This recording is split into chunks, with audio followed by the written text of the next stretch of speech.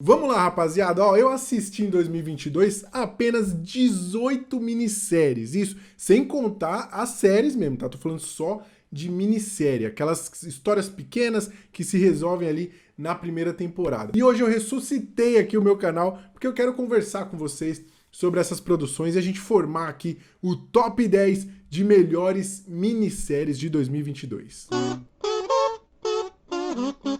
Senhoras e senhores, eu sou Rory Moraes, sejam todos muito bem-vindos ao meu canal e como sempre eu digo, não repare a bagunça. Primeiro eu queria agradecer você que é novo aqui, novo inscrito no canal, porque chegou uma galera por causa dos últimos vídeos que eu fiz aqui zoando os bolsominions, aquele bando de idiota. Então sejam muito bem-vindos. Queria dizer pra vocês aí que a frequência desse canal é assim mesmo, tá? Quase não existe o vídeo por aqui, então não quero criar nenhuma expectativa. E também pedir licença pra vocês, porque eu preciso fazer um conteúdo aqui que foi o conteúdo que motivou o início desse canal aqui. Eu só criei esse canal para poder fazer esse tipo de vídeo de lista de filmes, séries que eu gosto. Então eu vou fazer hoje essa lista de melhores minisséries de 2022 e tem algumas outras listas que eu quero lançar em breve, mas logo eu volto com aquele tipo de conteúdo, tá? Zoando os idiotas e malucos da internet. Então fica aí também e dá uma olhada nessas listas, quem sabe tem algum título aí que você ainda não viu e eu tenho certeza que vocês vão gostar. Então vamos começar aqui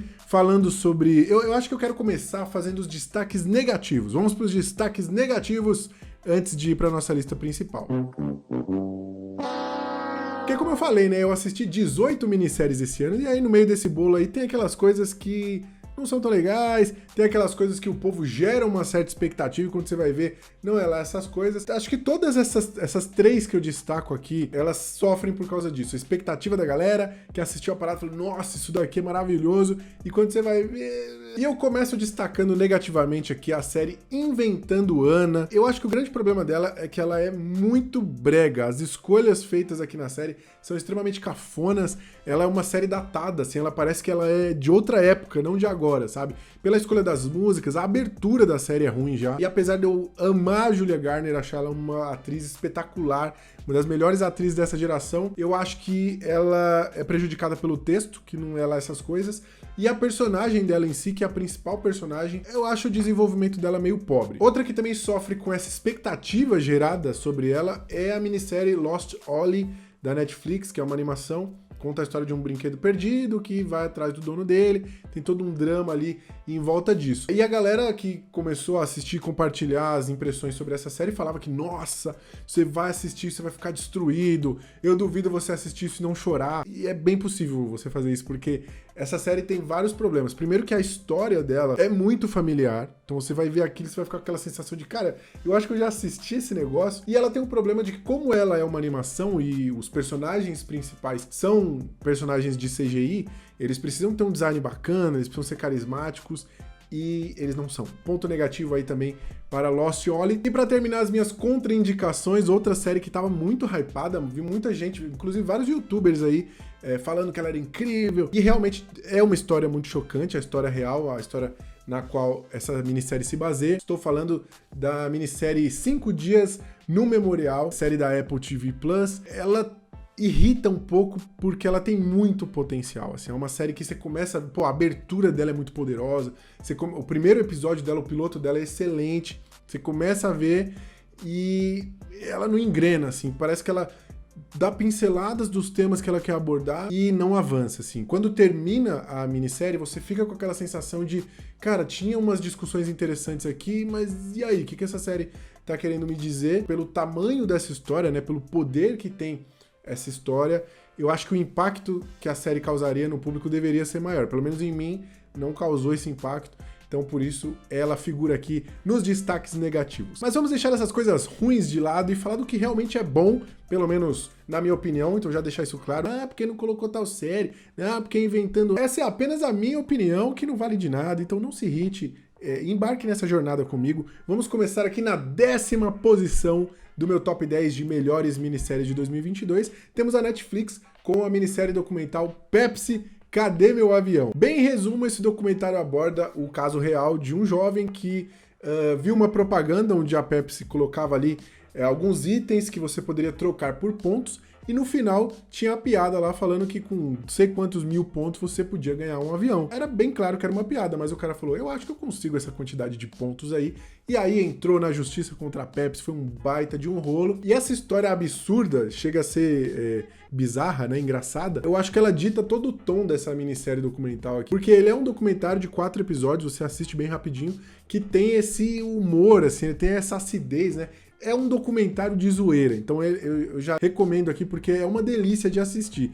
E os personagens envolvidos aqui, o jovem que tem essa ideia, e aí o cara que ele busca lá pra fazer o investimento, ajudar ele, todo mundo que é envolvido, a galera da Pepsi, os advogados, todos têm essa pegada de personagem de ficção, sabe? Eles têm algumas características que são muito marcantes. E tem outro fator aí que torna a experiência de assistir Pepsi Cadê Meu Avião ainda mais gostosa, que é essa aura dos anos 90, que foi claramente a melhor década aí. Se você discorda, você está errado. Como eu vivi essa década intensamente, porra, pra mim foi uma viagem no tempo. Então a direção de arte ali da série, os efeitos, tudo, o lettering, todas as animações remetem aos anos 90. A minissérie tem um lance de reconstituição também, né? Os fatos que são narrados ali tem uma interpretação que rola, cara, tudo muito com aquela pegada dos anos 90, as vestimentas, as músicas, uma delícia. Não imaginavam que ia ter um John Leonard. O que eu tinha a perder? Ele queria o avião. Eu quero o avião. O Johnny quer o avião.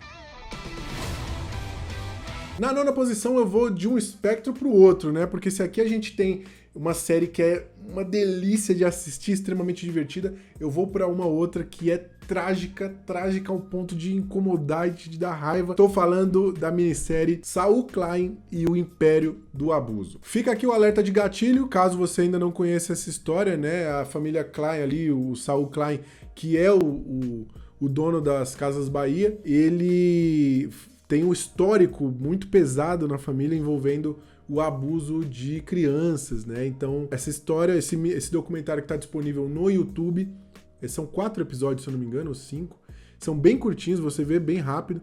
Eles têm alguns relatos, né, de vítimas e, enfim, todas as pessoas envolvidas nisso aqui. Eu acho que a palavra que define essa minissérie é perturbadora, assim. Obviamente que esse crime ele já é perturbador de qualquer forma, mas a forma como se deu e como aquilo era normalizado e a cultura que criou-se ali é inacreditável. Por que eu recomendo que você assista isso? Não é uma experiência gostosa não, porque como eu falei, é trágico a parada, mas como envolvem pessoas poderosas, pessoas que têm dinheiro, pessoas que podem calar, né, as vítimas e abafar essa história, eu acho muito corajoso quando a gente tem documentaristas que contam isso, e eu acho que é extremamente necessário que as pessoas conheçam essas histórias, até em respeito à história das vítimas ali, né? Então, fica a dica aí, uma minissérie documental de graça no YouTube, extremamente poderosa, O Império do Abuso. Nenhuma das meninas que passaram por lá vão saber quem elas poderiam ter se tornado se elas não tivessem entrado lá.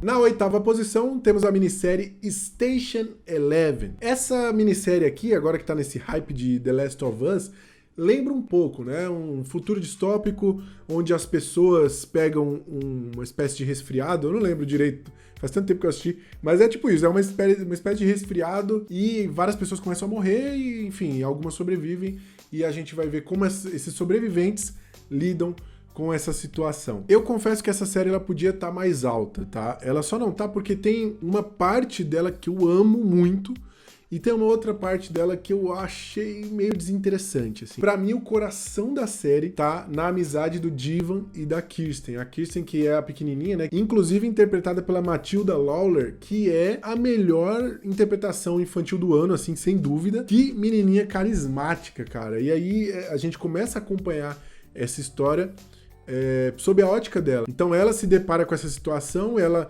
acaba ficando ali com o Divan, que é um cara que claramente não queria estar com a menina, né? É muito parecido com The Last of Us, assim, uma relação entre os dois que é bem improvável, e aos poucos esse laço vai se fortificando, porque a menina é uma doçura, ela vai quebrando ali, né, essa dureza do cara, e essa parte é a que eu mais gosto. Ali com eles dois funciona muito. Depois a gente tem um salto temporal, onde a gente vê a Kirsten mais velha, que também interpretada pela Mackenzie Davis, brilhantemente, assim, eu gostei bastante. Só que aí tem um lance dela envolvida ali com uma trupe de teatro e eu não gosto muito disso não, eu acho que aquela parte é meio chatinha.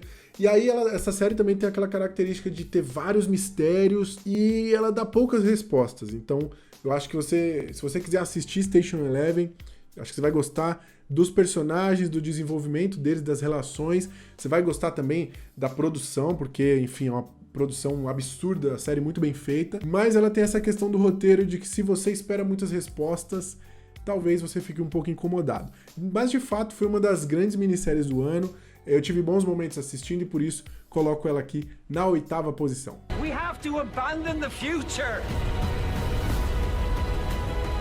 All that matters is the now and what got us to this point. And we're in this together. And we're a family now.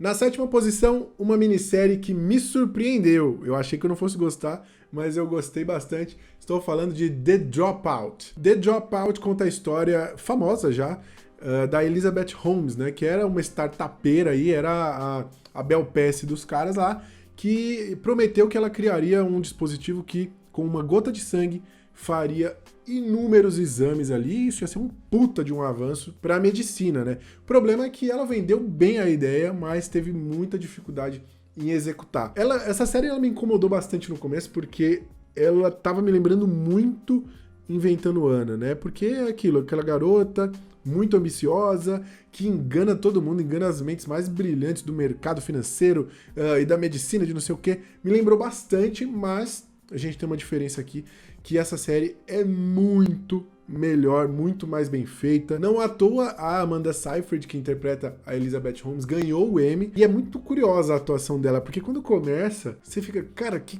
esquisito. Os trejeitos todos, o jeito de correr, o jeito de falar, tudo muito estranho, mas com o avançar da série ali, você entende por quê que ela atua daquele jeito, né? Porque a própria Elizabeth Holmes atuava, ela criou um personagem, e é muito interessante você ver como a Amanda Seyfried interpreta isso, né? Como que ela mostra o desenvolvimento ali da Elizabeth Holmes, a criação desse personagem. Realmente o Emmy foi merecido. Eu gosto como a série é montada, né? Porque ela intercala momentos do interrogatório dela com os fatos, então geralmente o episódio começa com o interrogatório, ela cita alguma situação e a gente vê aquilo se desenrolar. E os personagens que orbitam ela, apesar dela ser o grande destaque, também são bem interessantes. Então, na 7ª posição, The Dropout. Your company was endangering lives. This is your dream, your story. People will trust the technology because they will trust you. Na 6ª posição, uma minissérie que você não vai ver em outros canais aí, porque eu acho que ela vai muito de gosto pessoal mesmo, assim, ela aborda uma temática que é uma parada que eu gosto bastante. Estou falando da minissérie documental da Apple TV+, They Call Me Magic. They Call Me Magic é uma minissérie documental que aborda a vida e obra do jogador de basquete Magic Johnson. Ele é um personagem muito icônico no basquete, até quem não é muito envolvido com basquete talvez conheça esse cara, porque além dele ter o sorriso mais famoso da NBA, ele tem uma história bem relevante que eu vou falar dela já já. Eu acho que o grande fator que me pegou aqui nessa minissérie foi que eu tinha acabado de sair do hype de Lakers Hora de Vencer, série que eu vou falar aqui no meu vídeo de melhores séries de 2022. Eu tava no hype, eu tava assim, encantado com aqueles personagens ali, e aí calhou de ter sido lançada bem próximo essa série documental sobre o Magic Johnson, que é um dos personagens lá de Lakers Winning Time. E a história desse cara é fascinante, assim, porque, primeiro, ele era uma figura muito carismática, feliz, ele jogava com alegria, ele era conhecido por isso, mas apesar dessa alegria, o fim da carreira dele foi trágico, né, porque ele foi diagnosticado com AIDS e naquela época ali, anos 80, era uma situação bem problemática, jogadores se recusavam a entrar em quadra com ele, e ele teve que antecipar a sua aposentadoria. Por isso que essa minissérie é muito fascinante, porque a gente consegue ver toda essa história e também ver o que ele fez depois, quando ele parou de jogar basquete. Eu acho que essa foi a melhor parte aqui de conhecer a história do Magic Johnson, né, que é a importância desse cara para a comunidade negra nos Estados Unidos e também para desmistificar e para levar informação para as pessoas sobre o quadro da AIDS, né? Então eu fiquei fascinado, eu já era fascinado pelo jogador dentro de quadra, mas a melhor parte aqui de They Call Me Magic é você entender que a magia desse cara vai além das quadras, né? Tudo que ele fez fora, eu acho que credenciam ele ainda mais. Então, se você gosta de basquete ou se você gosta de histórias de superação, histórias inspiradoras, eu acho que você pode gostar bastante dessa minissérie documental aqui, They Call Me Magic. Now I'm in my element. I'm gonna do me and do my thing. I'm just gonna be Irvin Johnson.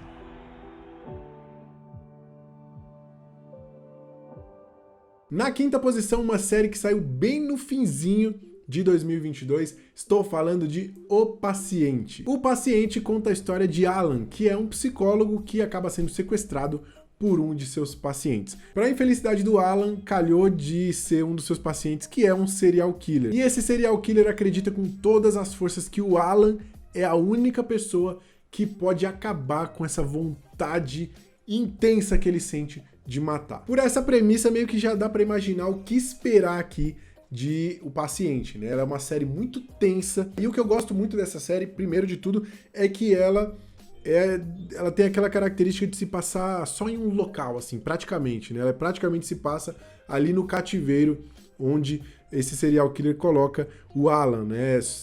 Todos os episódios são praticamente os dois conversando e o Alan tentando impedir esse cara de matar, de cometer novos crimes, tentando entender a mente desse cara, tentando ganhar liberdade novamente, né? Tentando proteger a própria vida e, nesse meio tempo, tentando lidar com os próprios traumas. E são 10 episódios muito curtinhos, assim, eu acho que, se eu não me engano, tem um que é 40 e tantos minutos, mas todos os outros são ali na faixa de meia hora, 20 e tantos minutos. Você provavelmente vai maratonar isso, vai devorar, porque ela te prende demais, assim. Essa série, ela tem ganchos muito bons de um episódio pro outro, cheia de plot twists, cheia de reviravoltas, e um final que eu achei bem impactante, assim. Quando acabou, eu senti o golpe, fiquei um tempo ali refletindo sobre aquilo.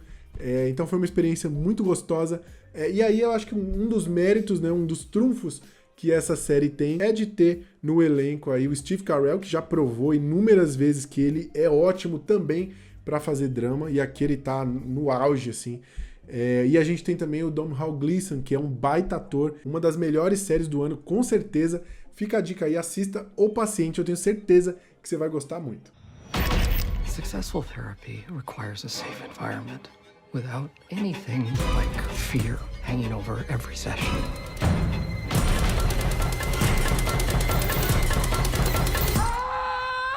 FX is the patient. You don't mind eating while we talk, do you?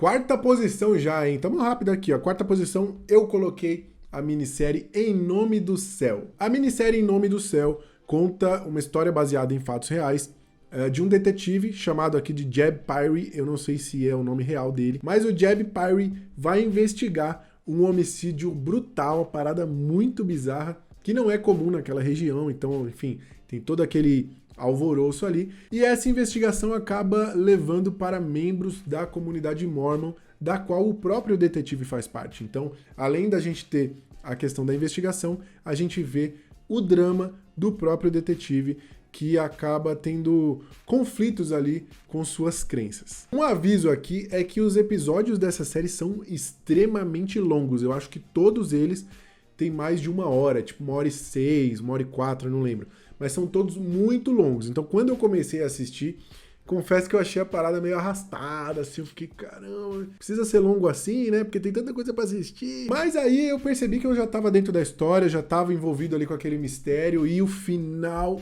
é muito bonito, o final dessa série aqui. Então, a jornada toda foi muito recompensadora. Se você parar pra pensar, meio que se justifica esses episódios gigantes aí, né? Porque você tem toda essa contextualização da religião, essa parte histórica, que eu achei muito interessante. E é legal porque a série, ela usa os eventos de como a religião foi fundada, todas as coisas que aconteceram ali, traçando paralelos com a linha do tempo que a gente tá vendo do detetive. Aí você tem também o drama do detetive em si, questionando ali as crenças dele. E você tem essa parte do crime, da investigação, aquela corrida contra o tempo. Então é uma série muito rica. Uma dessas coisas você vai gostar. Eu gostei de tudo e gostei muito de como a série divide o tempo em tela dessas coisas. Para completar, no centro de tudo isso, você tem ninguém mais, ninguém menos do que Andrew Garfield, que é um baita ator, um dos meus atores favoritos. E ele aqui tá demais, assim, o cara manda muito bem. Ele consegue transparecer esse drama do cara que ali precisa cumprir o dever dele, tanto no trabalho quanto na comunidade dele, né?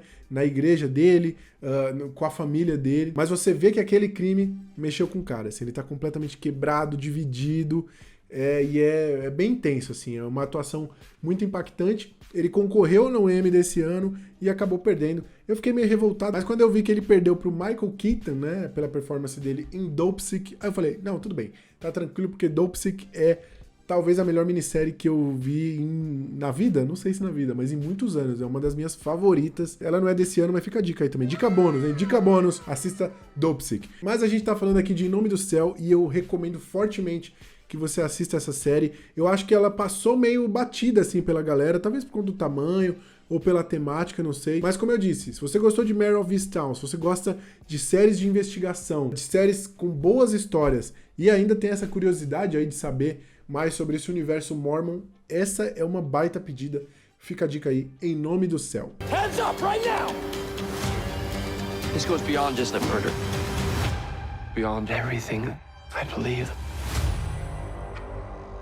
Eu gostei muito de Em Nome do Céu, mas como eu falei, daqui pra frente, meu irmão, é só pedrada. Foi muito difícil de montar esse topo aqui da minha lista, né? Mas isso precisa ser feito, né? As pessoas têm que ter coragem. Tem que ter coragem pra fazer essa lista aqui. E eu vou colocar em terceiro lugar a minissérie que também acho que pouca gente viu, hein? Estou falando de The Staircase. No caso aqui eu estou falando de The Staircase, a série dramatizada, né? Porque já existe a The Staircase, que é a série documental que conta essa história real, que é absurdamente bizarra, assim. É uma premissa muito simples, mas ao mesmo tempo ela é bem perturbadora. O personagem principal dessa história aqui é o Michael Peterson, um cara que está sendo acusado de assassinar a própria esposa. Ele alega veementemente que não fez isso, que não é o culpado, que quando chegou a esposa já estava morta à beira da escada.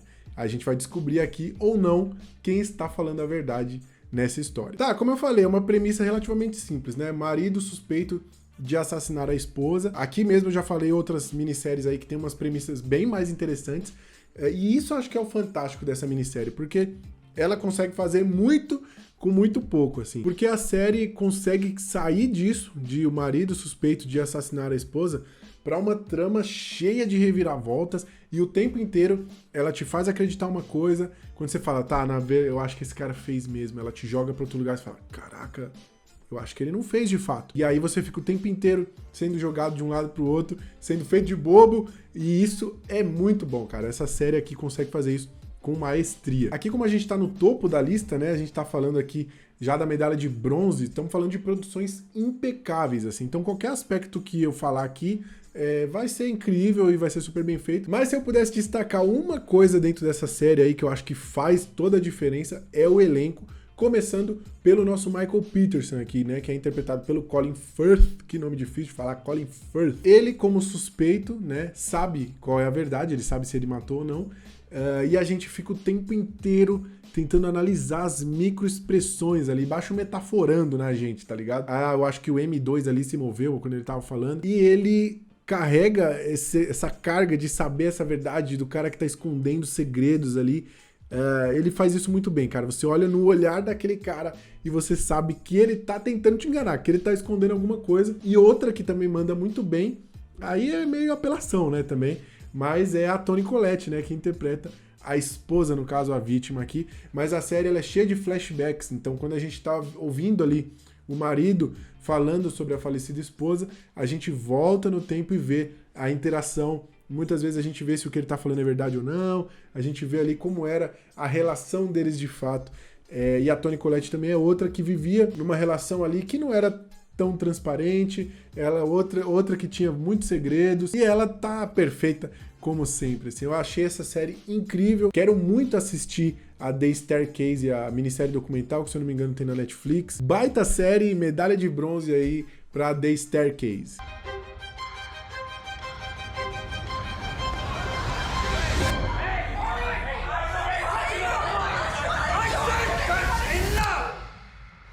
Petersons are crazy.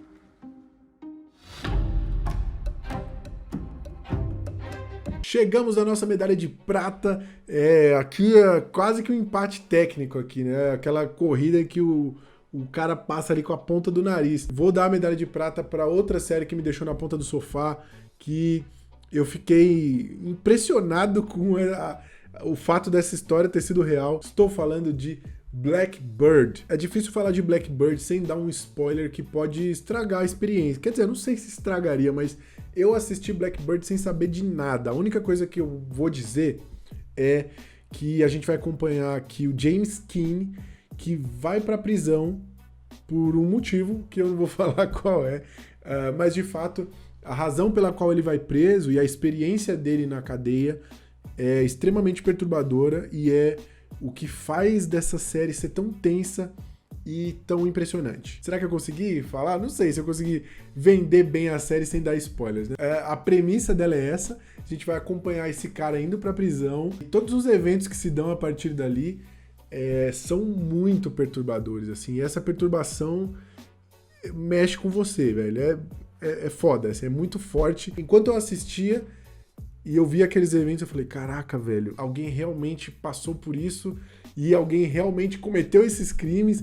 E acho que essa também merece aquele selo de aviso de gatilho, né? Se você é sensível para essas histórias de crimes mais hediondos, assim, talvez eu não recomendo pra você. E também porque é uma série que mexe muito com as suas emoções, assim, eu diria que ela chega a ser imersiva, no sentido de que você entra junto com aquele personagem na prisão. O James Keane, que é o personagem que a gente vai acompanhar aqui, vai ser nossos olhos e nossos ouvidos. E é muito foda, cara, porque você consegue sentir o que o cara tá sentindo e a revolta e aquela sensação de você não poder fazer nada, tá ligado? De você tá incapaz diante daquilo. Não tenho muito o que falar sobre essa série aqui, não vou ficar fritando muito, a não ser dizer que foi uma das melhores experiências que eu tive assistindo aí alguma coisa em 2022, porque ela brinca com as suas emoções, ela vai te fisgar, você vai ficar envolvido do começo ao fim. E aí a gente tem um outro fator que faz com que seja tão imersiva essa experiência, que é o trabalho do Taron Egerton,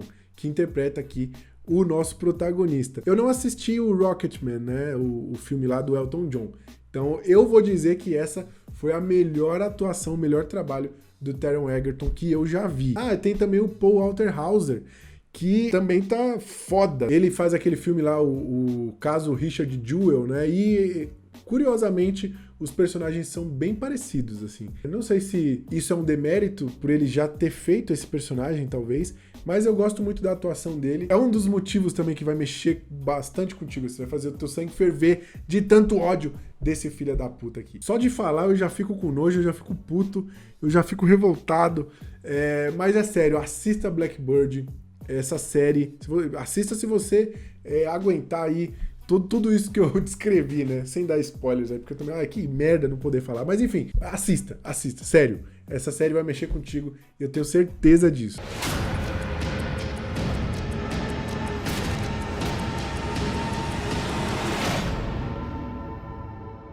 If you think you could be in danger, you are in danger. Chegamos finalmente ao topo, mas antes, né, aquele momento jabá aqui, eu queria pedir para que você que está assistindo se inscreva no canal, é muito importante, inclusive você que é inscrito novo, quero muito saber a sua opinião. Você gostou do vídeo? Você gostou dessa lista? Assistiu alguma dessas minisséries? Joga aí nos comentários. Mas agora chegou o momento de revelar a primeira posição, a medalha de ouro, a minissérie do meu coração, a minissérie que tornou o meu 2022 mais feliz. Por muito tempo, meus amiguinhos, Blackbird tinha ficado em primeiro. Foi agora, no fechar do portão do Enem, que eu mudei. Inclusive, um dos motivos pelo qual eu demorei para lançar essas listas aqui, porque eu sempre fico agoniado. Vira o ano e eu não lanço e, enfim, ninguém mais tá falando disso. Mas eu quero participar da brincadeira mesmo que seja atrasado. Um dos motivos foi porque faltava assistir algumas minisséries e uma dessas minisséries era essa, que tinha muito potencial, mas eu não imaginei que eu fosse gostar tanto. A melhor minissérie de 2022, na minha opinião, que é a única que importa, é The Offer. The Offer é uma minissérie lançada pela Paramount para comemorar os 50 anos do lançamento de O Poderoso Chefão. Então nessa minissérie a gente acompanha a jornada do Al Rudy, é um produtor iniciante que tá ali passando por muitos perrengues para conseguir lançar esse filme. Inacreditável estar colocando The Offer na primeira posição por conta da minha relação com o Poderoso Chefão, né? Eu fui assistir essa minissérie bem descrente porque eu vi o Poderoso Chefão há muitos anos, assim, eu era adolescente e eu não vou mentir não, assim, eu achei um saco. Eu achei muito chato, maçante, foi torturante para mim assistir O Poderoso Chefão. Eu assisti em vários episódios, eu demorei uma semana pra conseguir ver esse filme, porque eu dormia. Minha opinião cinematográfica impopular, que eu não gosto de O Poderoso Chefão. Eu sei que eu assisti, talvez na época errada, hoje, com mais maturidade, aí eu acredito que eu vá gostar do filme, e eu sempre ensaiei rever ele, mas nunca foi uma prioridade. Sempre fui jogando, não, depois vejo esse filme aí. Mas agora isso mudou, velho. Agora mudou, agora eu tô muito hypado com O Poderoso Chefão, porque essa minissérie é incrível, é incrível. A gente, como eu falei, acompanha aqui o Albert Ruddy, né? O Al Ruddy é um produtor novato ali, tava começando no ramo da produção cinematográfica, e o personagem é interpretado pelo Miles Teller, que ano, né? O Miles Teller, que já tava lá no Top Gun, tá aqui também. É um personagem muito sedutor, assim, sedutor no sentido de cativar mesmo, de você se importar com esse cara. Então a gente já tem um primeiro requisito aí, né, cumprido, lá o check pra você ter um personagem interessante do qual você vai se importar. E aí que tá, a gente tem orbitando por esse personagem aí um monte de personagem foda, assim. Eu até marquei, a gente tem a Juno Temple, aqui ela tá incrível, sendo ali como ela é a sidekick dele ali, né, ela é a parceira dele, resolve altos perrengues, e que personagem fantástico. O Matthew Good, que faz o Robert Evans, né, que faz o vice-presidente lá da Paramount, é incrível, esse cara é maravilhoso. Cara, todo mundo. Dan Fogler, fazendo Francis Ford Coppola, é demais, demais também. Cara, tô olhando o elenco aqui, todo mundo é fantástico, mas eu acho que, assim, um destaque, inclusive até pela responsabilidade que esse cara carregava, é do Justin Chambers interpretando o Marlon Brando. Cara, fantástico, fantástico. Tem um episódio que muita gente já relatou, né, de quando eles vão, a produção vai visitar lá o Marlon Brando, e aí ele se caracteriza do Don Corleone ali, né, ele demonstra como ele imagina que seria aquele personagem, e a gente tem essa passagem aqui. Então a gente tem o Justin Chambers interpretando o Marlon Brando, e esse Marlon Brando interpretando o que ele imaginava ser o Don Corleone. Enfim, deu pra entender, mas é fantástico, cara, fantástico. Em questão de elenco aqui, então, a gente tem outro check, assim, todo mundo mandando muito bem, todo mundo destruindo. E aqui a gente vê o Al tentando materializar esse filme, apesar de muitos pesares, né? Meus amigos, eu não sabia o tanto de perrengue que aconteceu ali, né, nos bastidores do Poderoso Chefão. Isso que é foda, né? Porque a gente tem um cara batalhador que já te conquistou, você já tá torcendo por aquele personagem, ele enfrentando vários perrengues. Sabe aquele cara que é visionário, o cara que é idealista, que, porra, ele tem um sonho de fazer aquele filme acontecer, mas ninguém deixa, e os caras com uns empecilhos tão idiotas. Ah, porque um ator não vai mais fazer. Ah, porque o estúdio não quer aquele ator. E ele vencendo cada barreirinha e vai superando aquelas dificuldades, as pequenas, as grandes, o cara é exausto e você fica exausto com ele, e aí finalmente a gente chega no final, e a gente tem aquele momento do filme sendo reconhecido, né, com as várias indicações e as vitórias que ele teve no Oscar, e é um momento catártico, assim, cara, você vibra quase como se você estivesse ganhando aquele Oscar. Isso é muito mérito dessa história, como ela foi construída, né? Como ela é contada pra gente. Ela é realmente muito envolvente. E como a gente tá falando de perrengue, eu acho que o grande perrengue, o maior perrengue desses bastidores aqui foi o envolvimento da máfia, né? Que a máfia não queria que saísse, a máfia queria que eles pagassem dinheiro, enfim. Tem todo um lance ali do envolvimento da máfia na produção de Poderoso Chefão. E é muito interessante como nessa minissérie aqui, ela conta como há o envolvimento dessa máfia, ao mesmo tempo que em alguns momentos ela se torna uma minissérie de máfia, então tem toda essa metalinguagem. Eu acho que eu já falei muito a palavra fantástica aqui, nem sei mais, cara. Eu falo com essa série, não sei se é porque eu assisti recentemente, mas eu falo com emoção, saca? Porque ela realmente me pegou. Gosto muito de todos os personagens, são todos muito cativantes, até os personagens de filha da puta, assim, que quer impedir a parada. Sabe aqueles caras que na empresa você dá umas ideias criativas e tem um projeto incrível e aí o cara meio que não quer porque não quer, sabe? E aí você fica, ai, que maluco idiota, assim, um idiota com poder. Até os idiotas com poder aqui de The Offer são interessantes e são engraçados. Eu acho que se tem uma homenagem adequada, se tem uma homenagem foda que a Paramount poderia fazer para Poderoso Chefão, que é por muitos aí considerado o maior filme de todos os tempos, é The Offer. The Offer, que eu vou desligar a câmera aqui e vou assistir o Poderoso Chefão. Dependendo da minha experiência, talvez até faça vídeo, não vou prometer. Mas esse foi o efeito The Offer pra mim, querer assistir um filme que eu passei minha vida toda odiando, e por isso eu coloco The Offer em primeiro lugar na minha lista, pra mim, a melhor minissérie de 2022. This is what it's all about. The excitement. The thrill. That's movie magic, baby.